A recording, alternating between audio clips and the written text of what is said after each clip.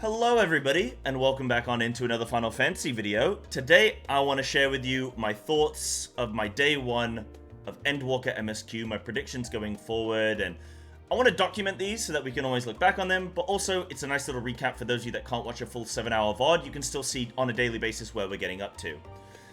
Now, speaking of that, I also want to let you know when I'm actually doing MSQ each week. It is Monday and Tuesday, starting at 1 PM UK. And then Wednesday, Thursday, we do Final Fantasy XIV rating. So that's the current schedule right now. And I stream on Twitch and on YouTube. So you should be able to see when I'm going live each day on YouTube for Final Fantasy. So every Monday, Tuesday is MSQ. So we began the MSQ Monday the 21st of October. And yeah, let's just get into it. So leading into this expansion, I was so excited to jump in. I was with big anticipation for what this expansion was going to be about. I was playing through Shadowbringers going, man, we're killing all these Ascians. We're finding out so much information about Zodiac and Hydaelyn. What's next? What even is there to do? So Endwalker for me is this big mystery in a way. Obviously watching the trailer has given me a lot of insights, and obviously Fandaniel with the post-patch content really sort of goes, right, this is the setup now for where the game's going to go, and we've got this Final Days plot that we've got to try and defeat and figure out more information on is why Fandaniel wants to do this. A lot of it right now is in the why. Rather than trying to prevent him, it's sort of like, why is he doing it, which is a big thing. So that's interesting. Now, the Endwalker begins by us going to Sharlayan. And the reason we're going to Sharlayan is to find out information from the forum, which is like Fortuno Levias is like, you know, high up in the forum, and the twins' dad, and he sort of excommunicated them, kind of cut ties with them as his kids, which is pretty insane. And so we're going to Sharlayan to find out what's going on with the forum. Why don't they want to help? Why don't they want to help us prevent these Final Days? So that was the setup, the premise for going into Endwalker for me. Then, going in, first thing that happens is we're on the boat, and Hydaelyn appears, and she reveals to us her like true self, which was a big shock to me. Obviously we have a scene on the boat, so I was expecting something to happen, but I was expecting, you know, maybe just building up this new city. And then for that to happen, I was like, wow, what the hell? I was not expecting this. And then she said a bunch of stuff, mainly about how she's been struggling to communicate with us, and she's like, I guess, growing weaker and stuff like that. But I want to go back and actually watch that now to like sort of recap and really have that at the forefront of my mind, because I feel like that's going to be quite an important meet. But it was right at the beginning of the day, and then a bunch of other stuff happened. So yeah, that was really cool to see Hydaelyn, and I want to go back and look at more of that. And she was talking about how she's struggling to communicate with us, and then it was only later where Kryl was having a bit of a headache and feeling all woozy and going a little bit, you know, skew-whiff, that then we realized that obviously Hydaelyn was trying to communicate to us via Kryl, and so she's been able to do that, but that was way toward the end of the day. But yeah, that was interesting. So that's probably going to be how that's going to happen now, is Hydaelyn's going to communicate to us via Kryl. So it'd be interesting to, you know, have Hydaelyn back in the story a little bit more.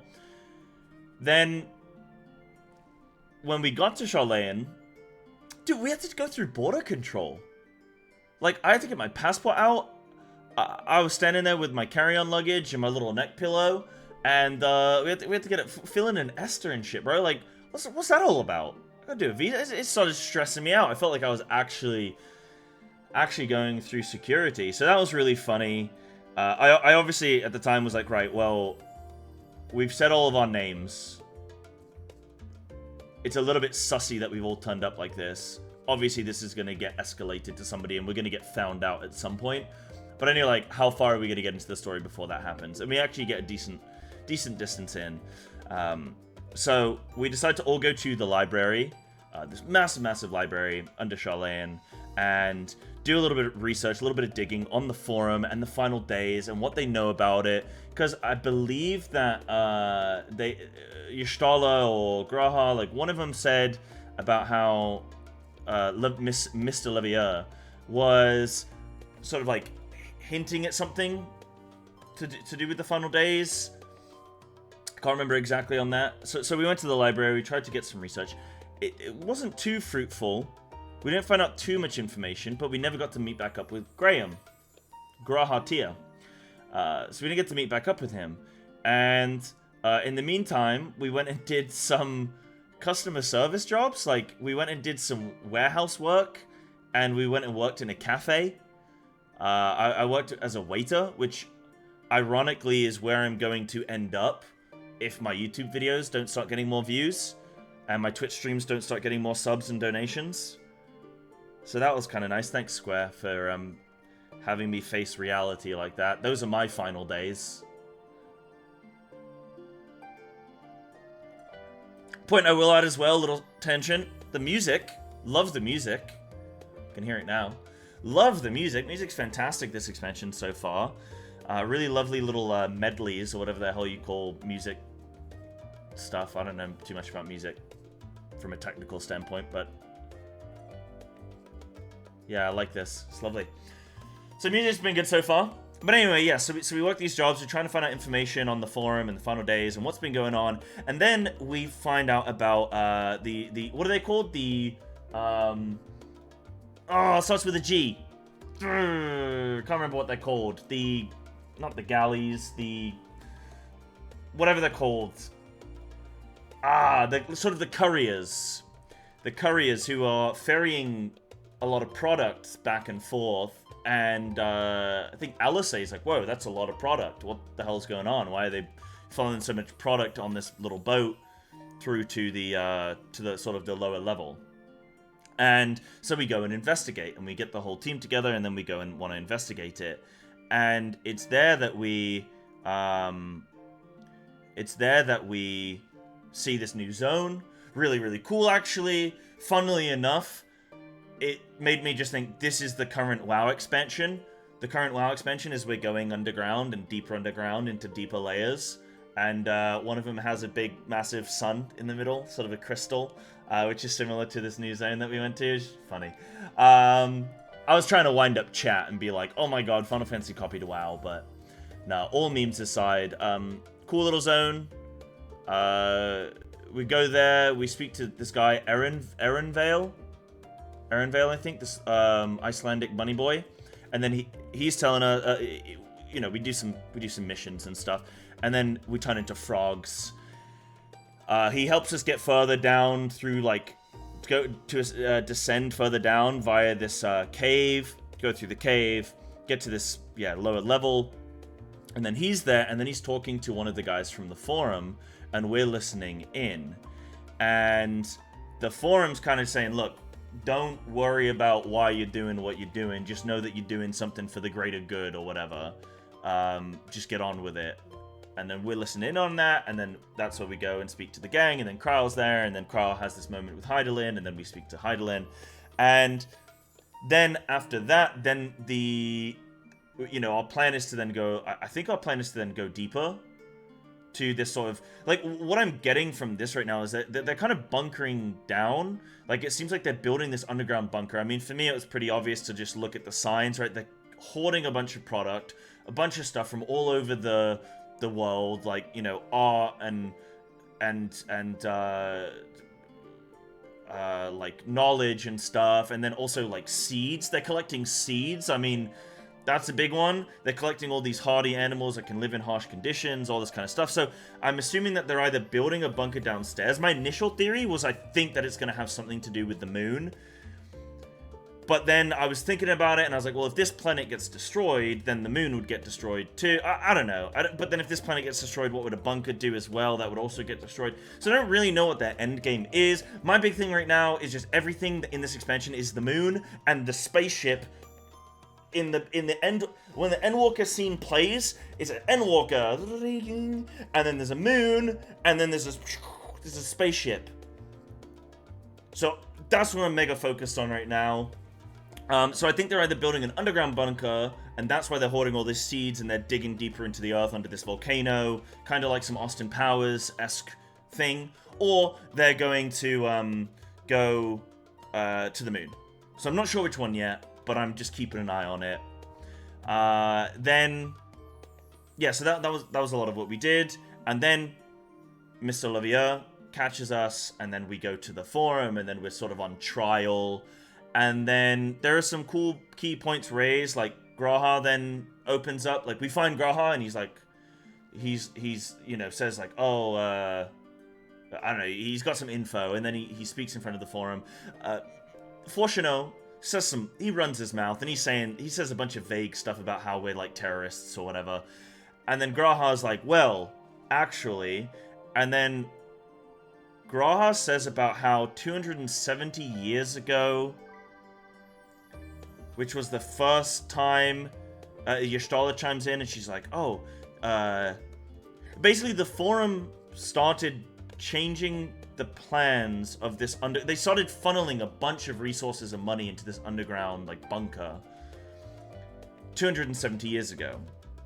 But, like, just an incredible, like, way over the top amount of funds went into this thing, into this project.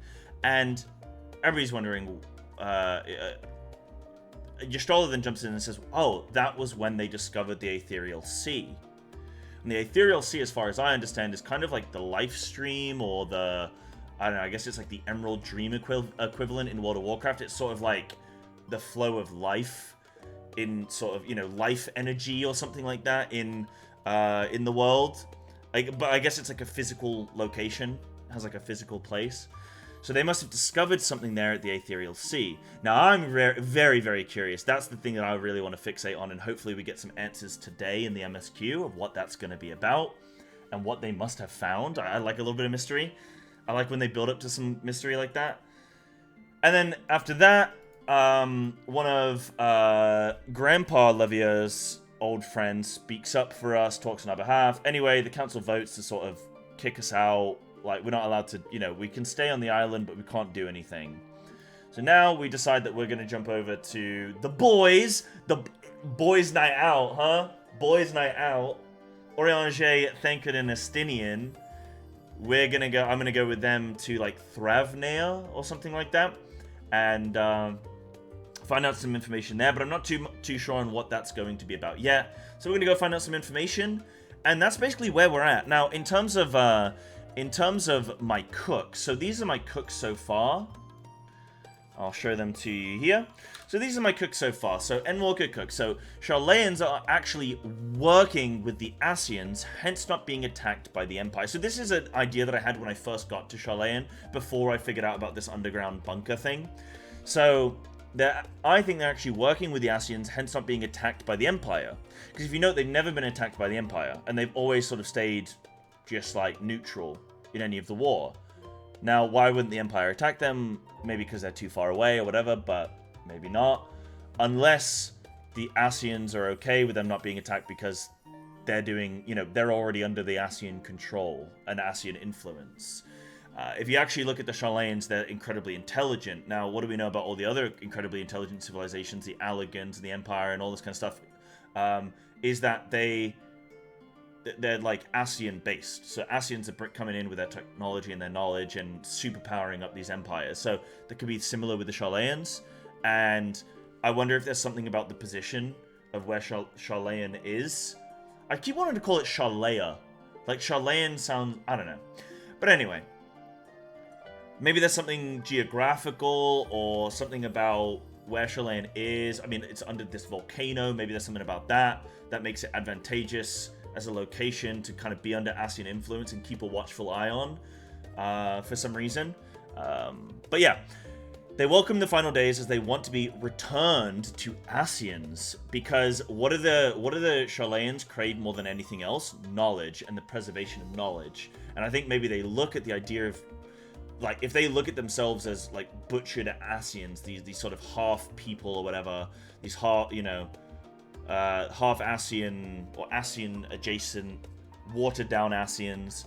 Maybe they want to return to being an Ascian. They want to return the world to what it was, so that they could be reborn as these smarter, wiser, intellectualier people, you know? So that's a little cook that I got going on right now. And I think that's a really cool cook if that comes true. That would be really cool. I think I like that cook. Now, the second thing is Zodiac craved baby meat. Oh, okay, this sounds weird without context. Oh, yeah, they said... So, after we come outside the library, Y'shtola starts talking, or Alice starts talking about how Zodiac, like... There was something... Somebody said to us about how... Zodiac was empowered by, like, they were sacrificing new life. That's what they said. It was something, I think that was the quote, new life. So I took that to be like babies. Like children and stuff like that. Or maybe it's animals, I don't know. But Zodiac craved, you know, he's a primal, he's going to crave aether and stuff, right? We are the babies. The Ascians allowed Hydaelyn to defeat... Oh yeah, so this is another cook. The Ascians allowed Hydaelyn to defeat Zodiac and the world would end. The reflections are a farm for baby meat. So think about it like this. Zodiac pretends to sort of be defeated or whatever, like the world, you know, gets split into these fractions, whatever, and then Zodiac can reap all these souls from across all these reflections, ergo making him more powerful than he would have otherwise been if it just stayed as the original world that the Ascians belonged to. So we are all being farmed. Each calamity makes Zodiac stronger as he absorbs the fresh meat. When the farming ends, the Ascians that died or were sacrificed will return. And I think this is why the Ascians are doing it for him, because they believe that they're going to be return, like the people that they lost are going to be returned. So like, hey, eat whatever you want now, because when you're strong enough, you're going to return everybody to where they were. But what do we know about primals? I don't think that's going to happen. So I think the Ascians are getting double-crossed by the soul. I think they're all tempered by Zodiac. I think they're just getting double-crossed, bro. Endwalker is actually life as a minimum wage employee. I've already worked at a cafe. I've come over as a foreign worker, a low-skill foreign worker to work minimum wage jobs, the jobs that the local people don't want to do. So I've worked in a cafe, I've worked in a warehouse. We work in a cafe, then we talk to some Amazon warehouse employees. Big. Sharlayan is based on England, based on the cuisine and the way people eat sad food. So if you don't know this, when you're working, like, the beginning, when you're being introduced to Sharlayan, they talk about how the first cafe that was opened up, I can't remember what it's called, like the Lost something. This first cafe that was opened up is, it was inspired by the fact that in Sharlayan they just ate really bland food. This is England incarnate. They don't use spices, they don't use flavor. So this is England. And the last one is the Forum are creating a bunker, end-of-world bunker, collecting seeds, plants, animals, other things, and storing them underground. So those are all my cooks after day 1 of Endwalker. I want to check back on this. I'm going to keep adding to this list, see what comes to fruition, what might be different. Obviously, I don't expect to get everything right. I don't expect to really get anything right. But just a bit of fun to keep track of some of my cooks. But yeah, hopefully this has been a nice little insight as to where I've gotten up to so far. I'm about to start the next quest now with the boys, and I'm really looking forward to it. By the time this goes live, my day 2 should also be coming out shortly afterwards, and the VOD will definitely be up, so go check it out if you're interested. Remember, come check me out live on twitch.tv/Psybear_TV, or on YouTube, here on this channel on YouTube. Subscribe and be alerted to when I go live and stuff. But MSQ every Monday and Tuesday, Final Fantasy rating every Wednesday, Thursday. We're currently on E12S, blind mine solo cooking. Excellent. Thanks very much for watching. See you again.